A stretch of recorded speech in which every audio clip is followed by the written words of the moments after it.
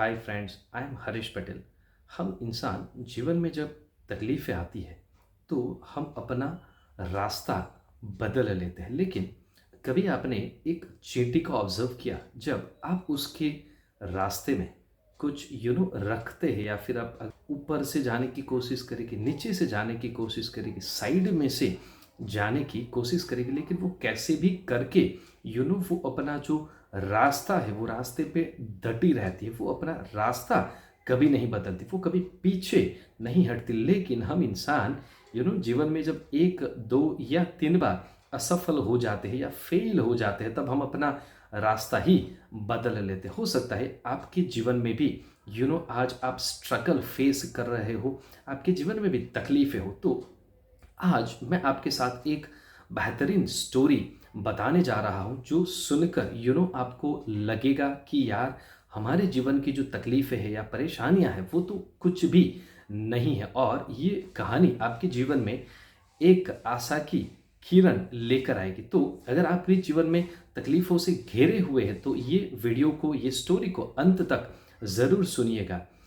एक कहानी है 1938 की, जब जापान में एक नौजवान लड़का जो अभी तो स्कूल में पढ़ाई करता था, तो उसने एक सपना देखा कि मुझे पिस्टन रिंग बनानी है, जो मैं और ये पिस्टन रिंग बना के मैं टोयोटा कॉरपोरेशंस को सेल करना चाहता हूँ। अब उन दिनों में उसके पापा का एक छोटा सा वर्कशॉप हुआ करता था, तो उसके पास जितने भी पैसे थे, उसके पास जितना भी प्रॉपर्टी था, सारा उसने अपने पापा का जो छोटा वर्कशॉप था वहां पर उसने इन्वेस्ट कर दिया, उतनी हद तक कि अपने वाइफ का जो ज्वेलरी था वो भी उसने उसमें दाव पर लगा दिया। एंड कुछ 2 साल की मेहनत के बाद उसने वो पिस्टन रिंग बनाया। एंड वो खुशी खुशी जब वो पिस्टन रिंग लेकर जब टोयोटा कॉरपोरेशंस के पास जाते हैं, एंड उस समय पर उन्हें एक रिजेक्शंस मिलता है एंड कहा जाता है कि ये जो आपका पिस्टन रिंग है वो टोयोटा कॉरपोरेशन के स्टैंडर्ड के हिसाब से नहीं है। वहां पर उसको एक रिजेक्शन मिला। अगर उसकी जगह पर अगर हम होते तो क्या करते? चल छोड़ यार, कुछ दूसरा कर लेंगे।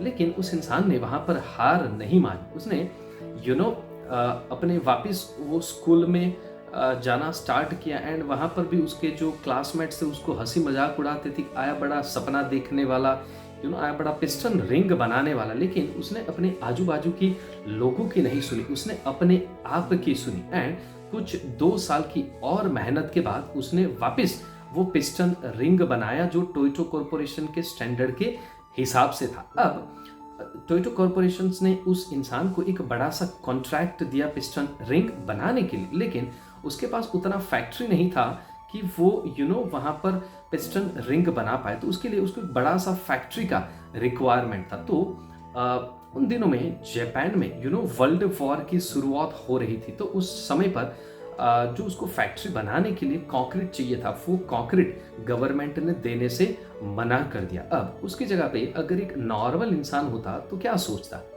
चल छोड़ यार, गवर्नमेंट ने मना किया तो हम क्या कर सकते हैं, हम उधर ही अपना सपना छोड़ देते। लेकिन ये इंसान उसमें से नहीं था। उसने परसिस्ट करना चालू रखा, उसने मेहनत करना चालू रखा, उसने अपनी टीम को इकट्ठा किया एंड उसने कंक्रीट बनाने का प्रोसेस समझा। एंड अपनी फैक्ट्री के लिए जो कंक्रीट चाहिए था वो उसने खुद बनाया एंड फैक्ट्री बिल्डअप किया।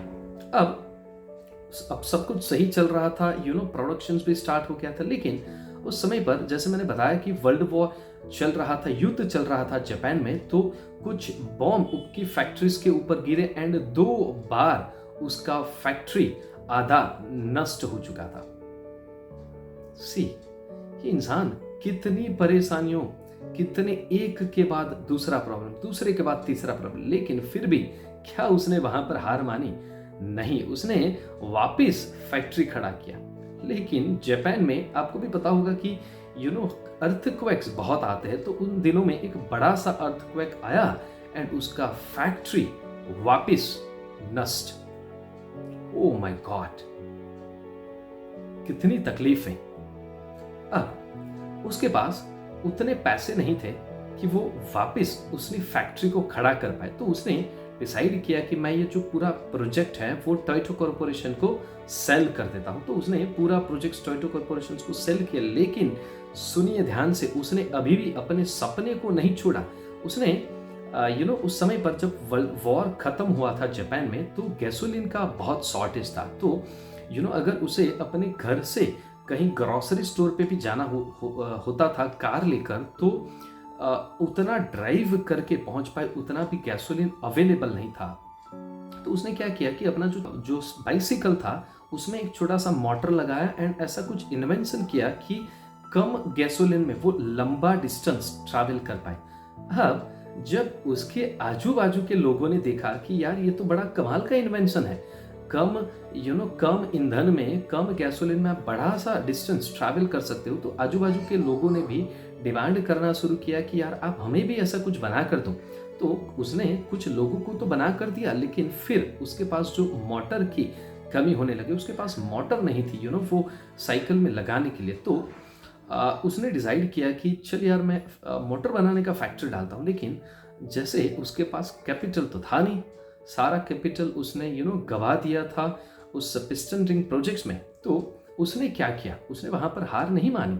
उसने जापान में जितने भी बाइसिकल स्टोर के ऑनर्स थे, वैसे 18,000 ऑनर्स को उसने अपने हाथों से लेटर लिखा कि मैं ये एक ऐसा प्रोजेक्ट करना चाहता हूं जिसके द्वारा हम जापान में एक रिवोल्यूनाइजेशन ला सकते हैं थ्रू मोबिलिटी। अब उसमें से कुछ 5,000 लोगों को उसने कन्विंस किया एंड उसको जो फंड चाहिए था वो फंड इकट्ठा किया एंड उसने पूरा फैक्ट्रीज डाला एंड वो फिर वो एक ओवरनाइट सक्सेस हुआ एंड वो एक उसने वो बाइसिकल के ऊपर वो मोटर अटैच किया एंड वो पूरा जो उसका कॉन्सेप्ट था बहुत सारे लोगों को बेचा। लेकिन फिर भी वो बड़ा सा बल्कि था, जो उसके फैन थे वही उसको खरीद पाते थे। लेकिन फिर उसने उसमें कुछ मॉडिफिकेशंस किए, उसका लाइटर वर्जन्स लेकर आए एंड आज ये इन्वेंशन पूरी दुनिया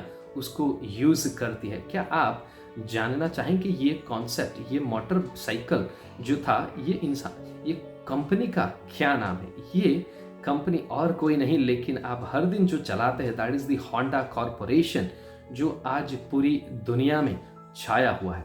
एंड ये इंसान जिसकी मैं बात कर रहा हूँ वो और कोई नहीं लेकिन उसके जो ऑनर है मिस्टर सोइचिरो होंडा। तो जब भी आप स्ट्रगल में है, जब भी आपकी लाइफ में तकलीफ है तब, एंड जब आप अपने टू व्हीलर पे बैठे तब होंडा को देखकर आप ये कहानी को ज़रूर याद कर सकते हैं जो आपको मोटिवेट करती रहेगी। तो जीवन में ये स्टोरी के द्वारा हमको ये समझ में आता है कि हमारे जीवन में तकलीफें तो आती रहेगी, problems are part of life, आप उसको अवॉइड नहीं कर सकते, लेकिन वो प्रॉब्लम के साथ डील कैसे करना वो हमारे हाथ में है। एंड ये स्टोरी उसका एक बेहतरीन एग्जाम्पल है। दोस्तों यही सारी चीज़ें अगर आप अपने ग्रंथों में भी देखें तो ये सब जगह पर देखा गया। इवन भगवान राम और भगवान कृष्ण के जीवन में भी तकलीफें थी, भगवान भी अगर प्रॉब्लम से बच नहीं पाए तो हम इंसान तो क्या चीज़ है। तो दोस्तों आज के बाद अगर हमारे जीवन में प्रॉब्लम्स आते हैं तो प्रॉब्लम्स को कंट्रोल नहीं करना है, लेकिन उस प्रॉब्लम्स में हम कैसे रिस्पॉन्ड करते हैं, उस प्रॉब्लम के साथ हम कैसे डील करते हैं वो हमको देखना है। तो आई होप दोस्तों आपको ये वीडियो पसंद आया होगा, आपको ये स्टोरी पसंद आया होगा एंड अगर आपको पसंद आया है तो आप उसको लाइक एंड शेयर करना ना भूलिएगा। So have a nice day, bye bye.